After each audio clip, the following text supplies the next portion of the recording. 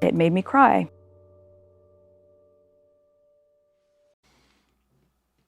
This one's wife.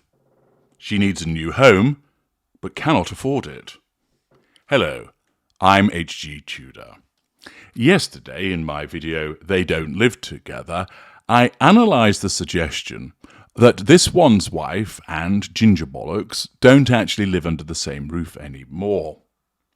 This came via a piece of information placed on the internet, but one also scrutinises that through the prism of her narcissism. And as I explained, it's entirely conceivable that a narcissist would not live with the intimate partner primary source, who is in devaluation, but maintains to the outside world the image that they do for the purposes of facade management and to attempt to protect the brand to the extent that it is worth protecting. There's also the suggestion of financial issues for this one's wife. It's not difficult to reach the conclusion that there are financial problems. Whilst nobody has the absolute in and out of what their finances are, one can see that they don't hold down actual jobs, they don't run companies, that they don't have a steady income. They signed up to do certain things and receive certain amounts of money a number of years ago, but nothing is happening at the moment. They don't appear to be working on anything. They don't appear to have anything in the pipeline. And therefore, that suggests that there is an income issue. Now, of course, if you've made a huge amount of wealth and invested it wisely, you don't necessarily need to be undertaking any work. You don't need to have any projects. You can sit and enjoy the interest off your capital and various other investments, and if need be, dip into that capital from time to time where it is substantial. With this one's wife and Harry, we know also that they have significant overheads. There's the security costs, the PR puff pieces, her love of ill-fitting clothing, the necessity, of course, of having several SUVs driving around to make her look important with various close protection individuals. There's the shiny, sparkly jewellery, the private jets, and whilst, of course, there'll be many instances where she'll attempt to get freebies off people, there's a staff that needs to be paid for, running costs, taxes, and all the rest of it. And all of this mounts up. For someone such as her, someone who's not particularly bright, and, of course, driven by a sense of entitlement, who has the magical thinking of, well, I'll always get paid because it's me.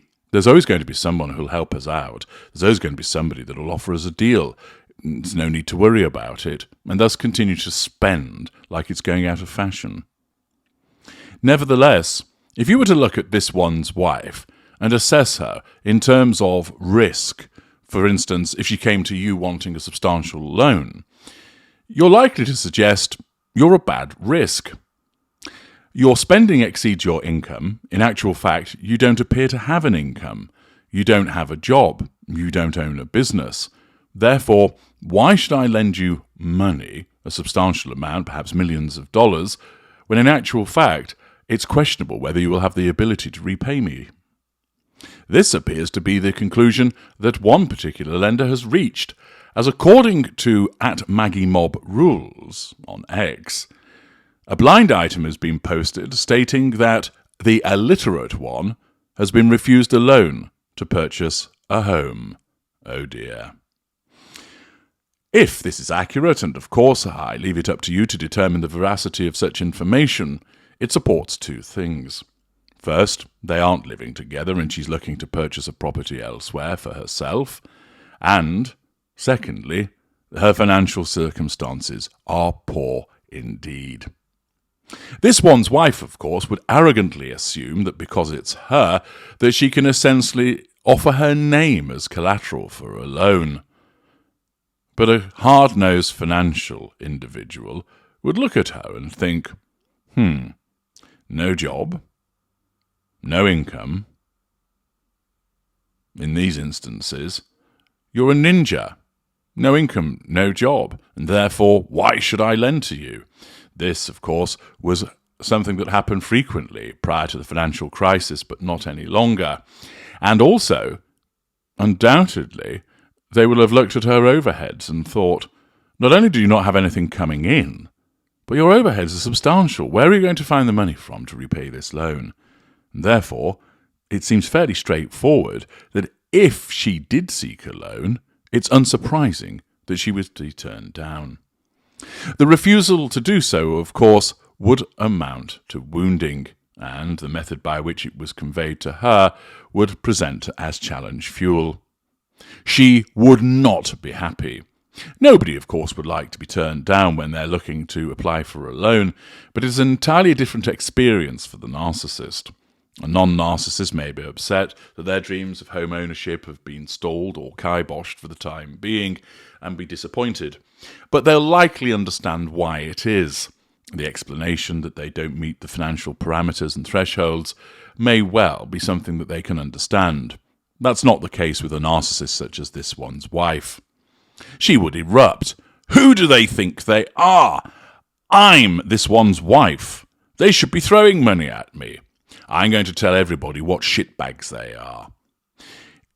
Getting in a fit of high dudgeon, she will want to lash out at the relevant organisation.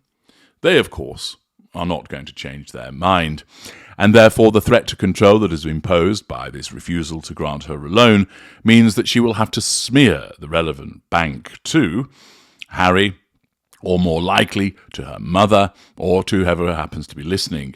Yes, awful bankers, arseholes, wankers, whatever, becomes the response, which then gives her that subconscious sense of control.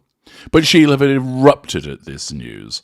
She would have the expectation that money should just be plonked in her lap. That is the way that her brain works. A combination of her narcissism and not particularly high cognitive function means that she just thinks that now money does grow on trees, that because she's who she says she is, that everybody should be throwing financial largesse her way. Another problem for this one's wife, which of course stems from the fact of her own behaviour. If she hadn't behaved as she had, she would be liked. If she were liked, more organisations would be willing to work with her. If she were not so entitled, she would actually produce things which would mean that more organisations would want to work with her. She is the architect of her own misfortune, but for her, her narcissism will never let her see that. It's somebody else's fault. It's hard-nosed, uncaring bankers. It's Harry's fault. He spent too much money. It's King Charles's fault. If he'd have given me the money that I'd asked for, I wouldn't be having to go cap in hand to the bank. Never will she turn around and realise that the financially parlous position that she finds herself in is all of her own doing. I'm H.G. Tudor. Thank you for listening.